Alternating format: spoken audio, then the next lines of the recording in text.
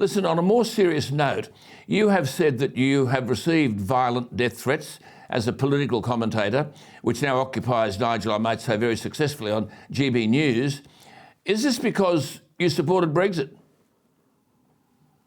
Well, I think Brexit has become a real dividing line in British society. You know, you're either a Brexiteer and you sort of hold it to your heart as part of your identity, or you are Remainer, Ramona, Rejoiner.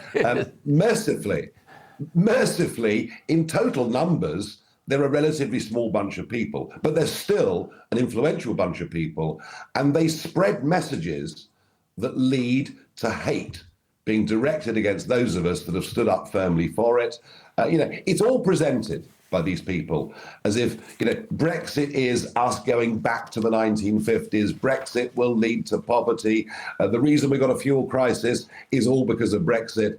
And so, yes, a fair bit of hate does still get directed at me. But you know what, Alan? I couldn't care less. That's right. Look, you blamed liberal globalist types. Now, I've been talking about this and the Great Reset and outfits like the World Economic Forum seeking global government, undermining sovereignty, but also seeking to prosecute left-wing agendas in our classrooms and in our universities.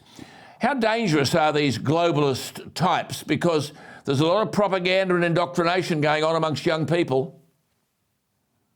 Yes, of course. I mean, the push for global government is something that men have sought for century after century after century. And you understand when you look at the long span of time that the only way you maintain democracy, liberty and freedom is you have to fight for it constantly.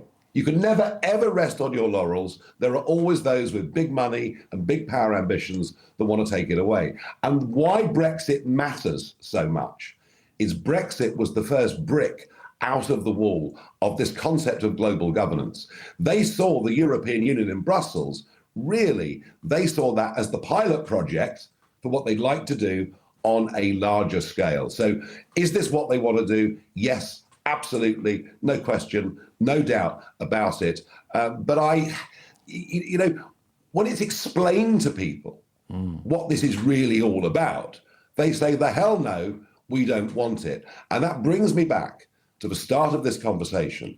That is why you need conservative leaders who are unafraid of the big money, Correct. of the big banks, Correct. of the big media, and stand up and tell it straight to the people, and to do it in language that everybody understands, and be prepared to take the brickbats. Well, that's why that's why Nigel Farage has been so popular. Listen, just to object, I was quite amused. You were actually abused on a plane, not that that's amusing, but did you really say to this young bloke that abused you, look, son, you've had your say, sit down, shut up, or I'll make sure the transport police delay your journey home? That's a good line. Yes, and you know what? It works spectacularly well. But then you were leaving the GB studios not long before that, and a young couple was saying they wanted to kill you. Yes, that was lovely, wasn't it? Yes. They started off by accusing me of spreading hate. Have you been spreading hate? And I tried to be civil with them. And those that accused me of hate then said they hoped I died of very bad diseases, but preferably they'd like to smash my head in and kill me. And this is where we've got to.